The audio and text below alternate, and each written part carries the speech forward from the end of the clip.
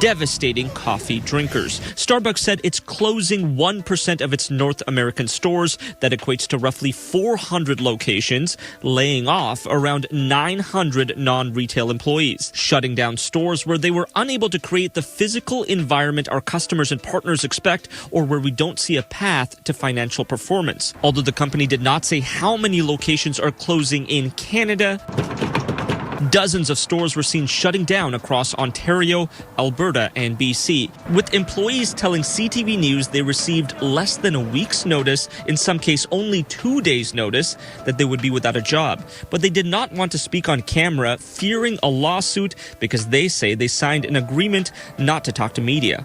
Imagine walking to your neighborhood Starbucks like you do every morning, but this time the doors are locked, the lights are off, and a paper sign in the window just says closed. That's what greeted one Toronto community overnight.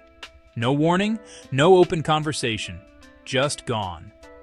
Why would a billion-dollar company suddenly shut down spaces people rely on every single day? And more importantly, what does that mean for local communities across Canada? This isn't only a story about coffee. It's about what disappears when a familiar place vanishes without notice, and why that loss cuts so deep. The neighborhood star that vanished overnight. That shock first hit Toronto a few years back when one of the city's busiest Starbucks locations went dark overnight. On Saturday, it was full of customers, with laptops open and conversations buzzing. By Sunday morning, the lights were out, the chairs were gone, and the doors were locked. No music, no familiar faces, just a paper notice taped to the window. Regulars who had walked that same route for years stood outside in disbelief, staring at an empty room that seemed to be wiped clean in a matter of hours. What made it sting wasn't only that it closed, it was how suddenly it happened. Starbucks, a significant presence with over 18,000 locations across North America, had always projected an image of unwavering stability. Customers assumed it would always be there, dependable and constant.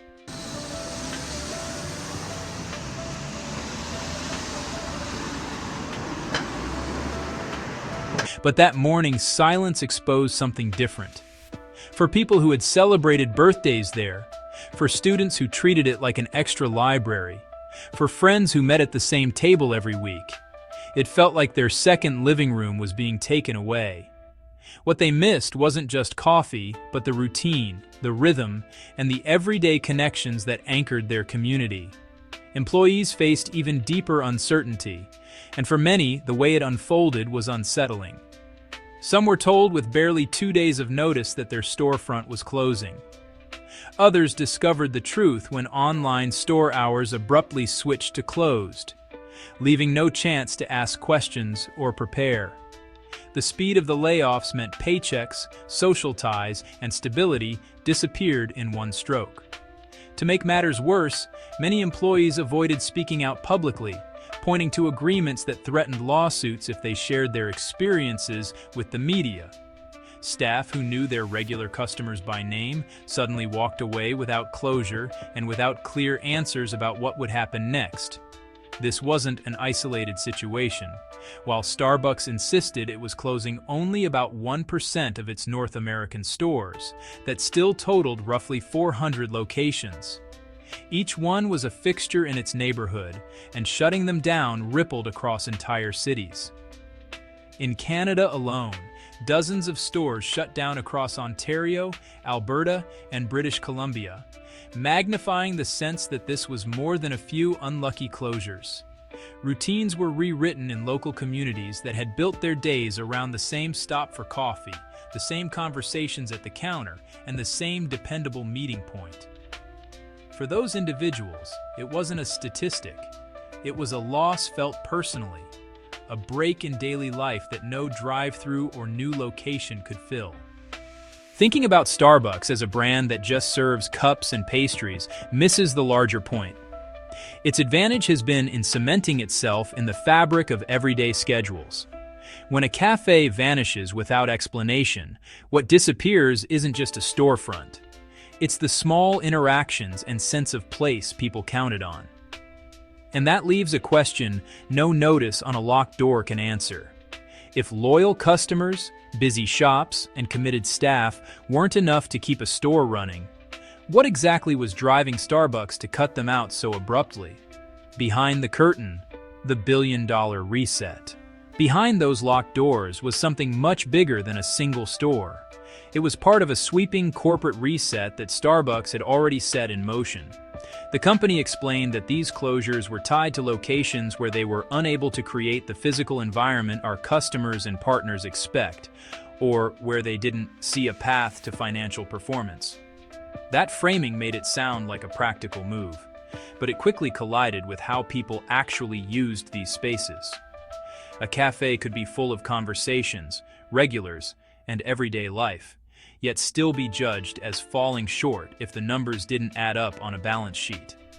That disconnect is where so much frustration boiled over. Workers recounted stories of finding out their store was closing not through a conversation with a manager, but by seeing their scheduled hours vanish from the system. One week they were assigned shifts. The next week the schedule was just blank. For some, an official notice came barely 2 days before they lost their job. Suddenly, the place they thought was steady employment simply ceased to exist, with little chance to prepare. Decisions shaped in boardrooms far away landed without warning in local neighborhoods, wiping out jobs overnight. The larger picture was about money. Starbucks had endured 6 consecutive quarters of declining sales, and leaders responded with a billion-dollar restructuring plan. This was not limited to a handful of store closures. It was a continent-wide recalibration of the company's footprint. In Canada, dozens of stores were shuttered, and across North America, approximately 900 non-retail employees were laid off. These weren't baristas or cafe staff. They were corporate teams, support roles, and office workers. The stated goal was to streamline operations and reduce overhead. But on the ground, it often felt more like removing essential organs to make financial reports look healthier. One reason sales had slipped came from broader consumer habits. Retail analysts pointed out that in a tightening economy, many people were second-guessing whether they wanted to spend $3 or $4 for a premium coffee every day. What had once felt like a small luxury started feeling like an expense to cut. That shift in spending patterns added pressure on Starbucks to act quickly, to reshape its business model before the decline deepened. For employees who suddenly found themselves without jobs, the company did offer a severance package, 3 weeks of pay and extended healthcare coverage. On paper, it sounded like a cushion, but many saw it as little more than a bandage. Losing steady work with only days to prepare meant facing rent, bills, and job searches with almost no buffer. For many, the numbers in the severance wouldn't even cover a single month's living costs. These closures weren't scattershot, and they weren't glitches in the system. They were intentional, part of a billion-dollar reset that reached into cities and towns across North America. Yet for the people left outside those locked doors, the bigger picture didn't make the moment easier. A giant brand had chosen to retreat, leaving once busy corners of the community suddenly quiet. And when that happens, the question becomes, what fills the space after the familiar name fades? The community's new allies. When Starbucks stepped back, communities began looking to new allies. Customers who once leaned on the chain out of routine found themselves searching for alternatives. The first instinct was often just to wander, sometimes frustrated, sometimes curious. And that wandering led people into independent cafes they hadn't paid much attention to before. These were neighborhood spots where baristas already knew many faces by name. And suddenly, a new wave of regulars started stepping inside. At the beginning, the switch wasn't easy. People missed the familiar drinks and the predictable routines of global chains.